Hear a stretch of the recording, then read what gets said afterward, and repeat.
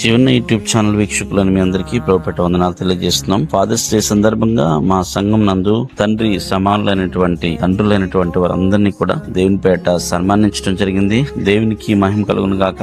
ఈ సన్మానించబడిన వారందరూ కూడా ప్రభువునకు పనికొచ్చే పాత్రలుగా, ప్రభు కొరకు ఉపయోగపడే సాధనాలుగా ఉండే నిమిత్తము మీ ప్రార్థనలో జ్ఞాపం చేసుకోగలరని మనం చేస్తున్నాం. God bless you all.